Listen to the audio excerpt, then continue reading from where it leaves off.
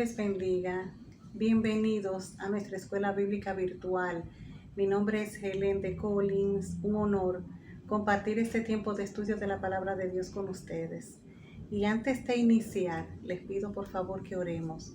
Amén. Amante Dios, te damos las gracias, Señor. Muchas gracias por tu palabra. Te pido en el nombre poderoso de Jesús que tú tomes control de todo lo que voy a hablar en este tiempo, Señor, y que nosotros podamos poner por obra esta enseñanza, Señor. Te lo pido en el poderoso nombre de tu Hijo Jesús. Amén. Amén. Bien, el tema para hoy, una vida llena del Espíritu. Y continuamos con el estudio de la carta de Pablo a los Efesios. En esta oportunidad vamos a estar tomando como base del estudio el capítulo 5. Amén. E inmediatamente voy a empezar a leer los versos del 6 al 9 para ver la parte que hemos llamado andad como hijos de luz. Amén. Efesios 5 del 6 al 9, y estoy leyendo en Reina Valera 1960. Dice así: Nadie os engañe con palabras vanas, porque por estas cosas viene la ira de Dios sobre los hijos de desobediencia. No seáis pues partícipes con ellos, porque en otro tiempo erais tinieblas, mas ahora sois luz en el Señor. Andad como hijos de luz, porque el fruto del Espíritu es en toda bondad, justicia y verdad. Inmediatamente nosotros leemos esto, surge la pregunta: ¿de qué engañadores está previniendo Pablo a sus lectores? Sucede que en los tiempos de Pablo los gnósticos argumentaban que los pecados corporales podían cometerse con impunidad y sin dañar el alma.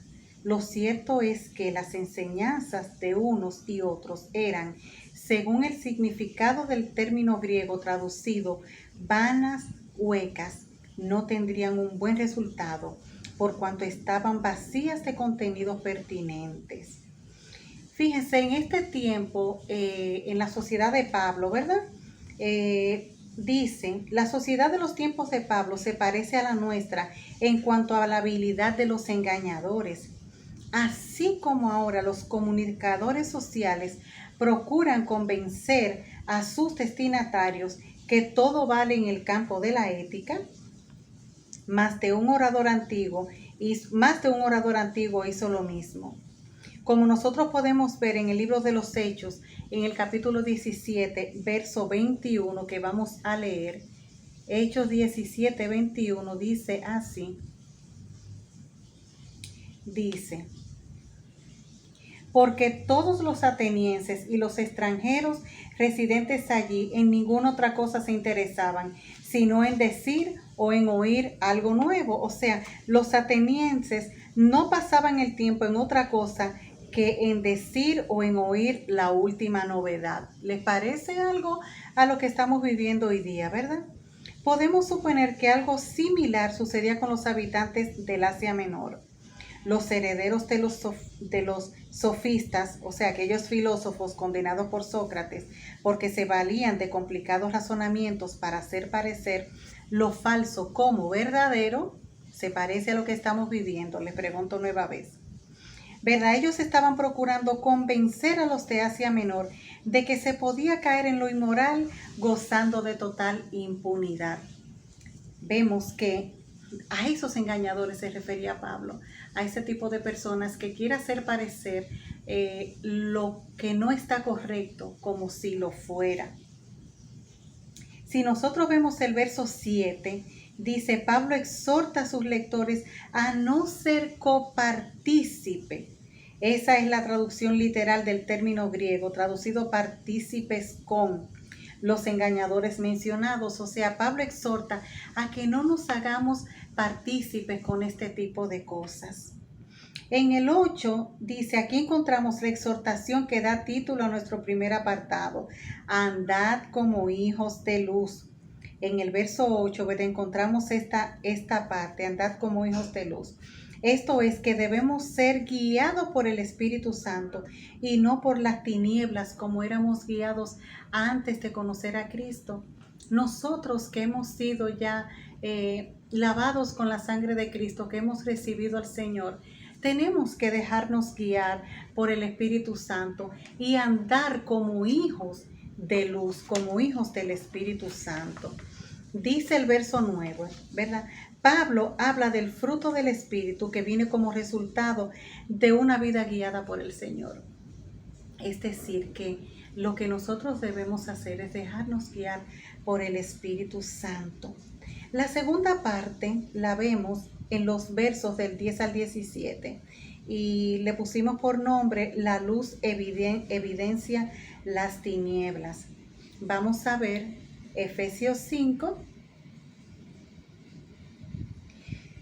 del 10 al 17, dice así. Continúo leyendo en Reina Valera 1960. Comprobando lo que es agradable al Señor, y no participéis en las obras infructuosas de las tinieblas, sino más bien reprendedlas. Porque vergonzoso es aún hablar de lo que ellos hacen en secreto. Mas todas las cosas, cuando son puestas en evidencia por la luz, son hechas manifiestas, porque la luz es lo que manifiesta todo. Por lo cual dice, eso lo dice en Isaías, despiértate tú que duermes, y levántate de los muertos, y te alumbrará Cristo. Mirad pues con diligencia cómo andéis, no como necios, sino como sabios, aprovechando bien el tiempo, porque los días son malos. Por tanto, no seáis insensatos, sino entendidos de cuál sea la voluntad del Señor. El participio griego traducido, cuando leemos en el verso 10, como comprobando, ¿verdad? O aprobar, encierra la idea de examinar tanto lo que se refiere a la acción propiamente dicha como a los efectos de la misma. Es decir, que cuando nosotros decimos comprobando, es algo que examina no solamente lo que hacemos, sino el efecto que trae. Es decir, que una paráfrasis posible sería esta: evalúen constantemente si lo que están haciendo agrada a Dios como acto de sacrificio, producto de la verdadera adoración. El verso 11 dice, con base en lo anterior, Pablo advierte que el cristiano tiene que rechazar cualquier participación o comunión, según el significado del verbo original, en las obras de las tinieblas. Su deber es denunciarlas o reprenderlas.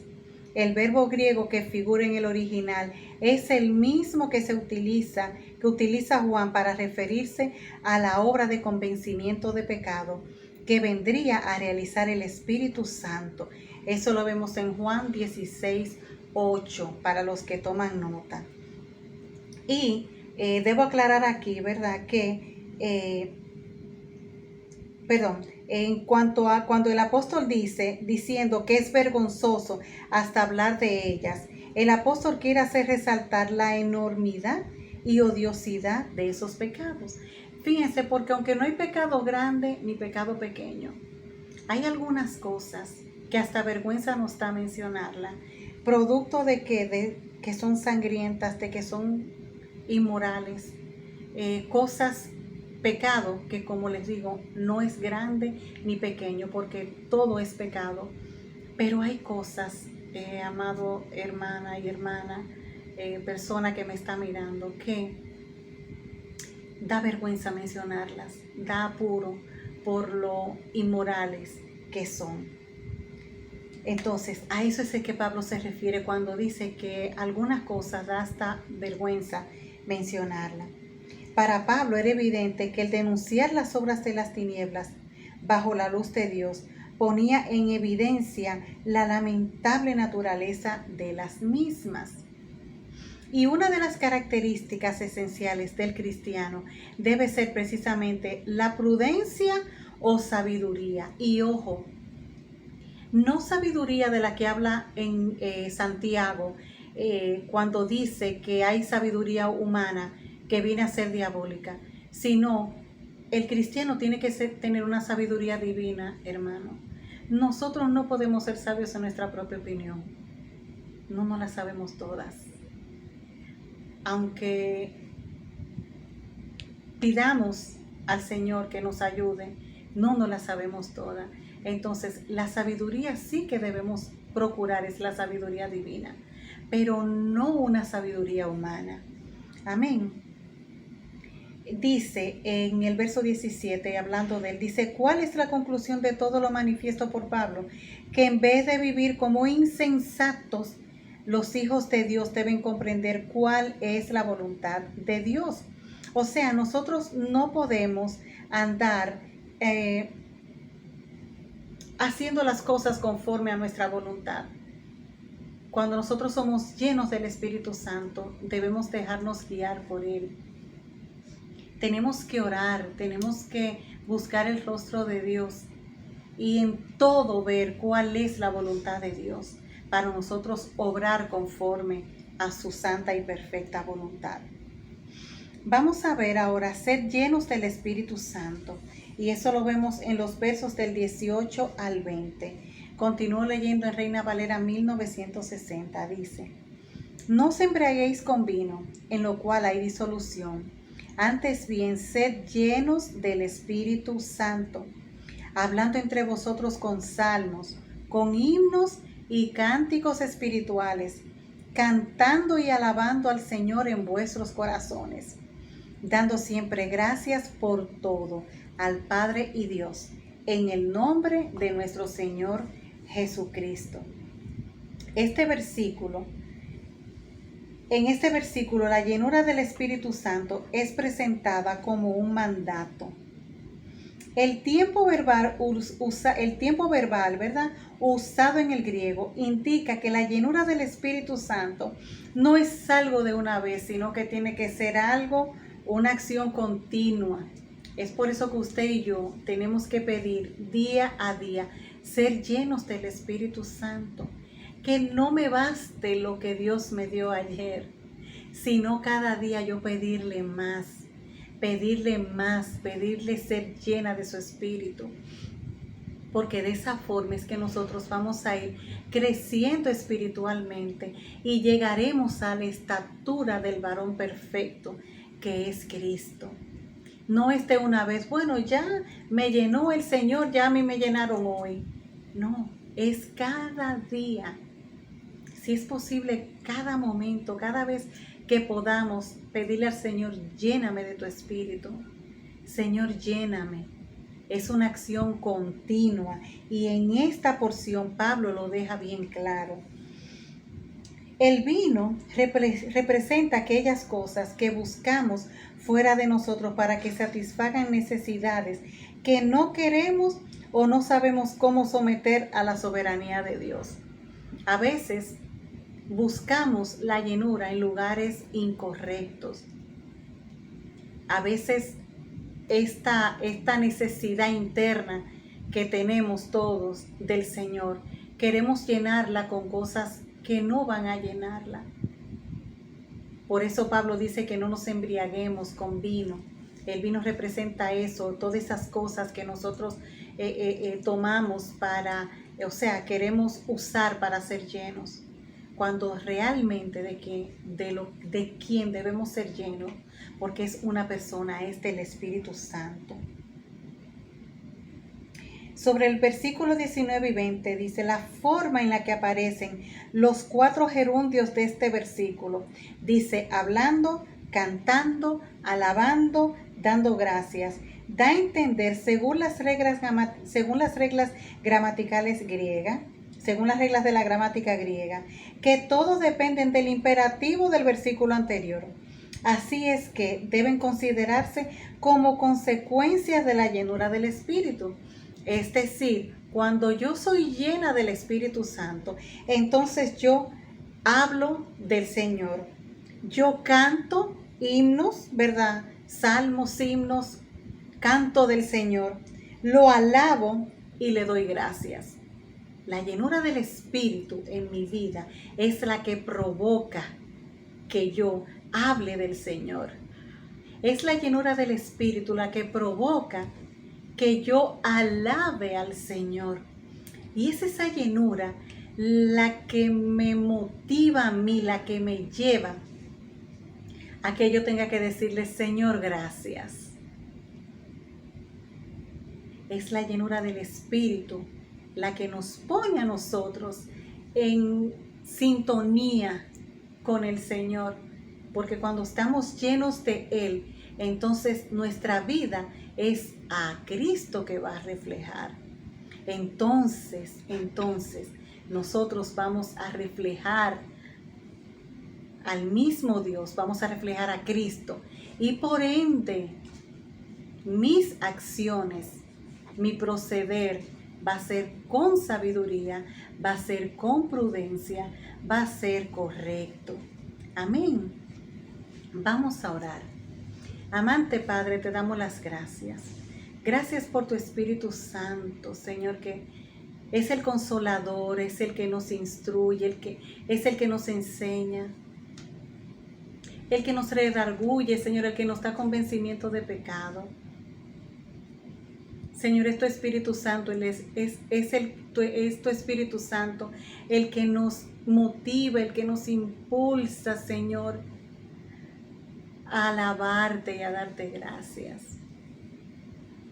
Gracias, Espíritu Santo de Dios. Gracias por tu amor, por tu llenura.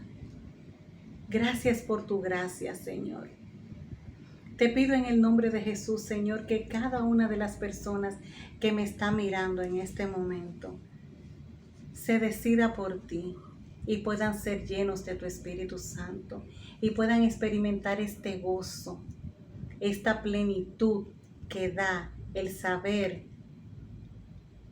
que tú habitas en nosotros. En el nombre de Jesús, Señor. Amén y amén. Muchísimas gracias. Gracias por llegar hasta aquí. Le pido que comparta esta enseñanza, que la comparta con sus conocidos, con sus allegados. Si no tiene una iglesia donde congregarse, lo invito. Somos la Congregación Cristiana Puerta Abierta y estaremos felices de recibirlo entre nosotros. Será hasta una próxima entrega. El Señor les bendiga. Bye.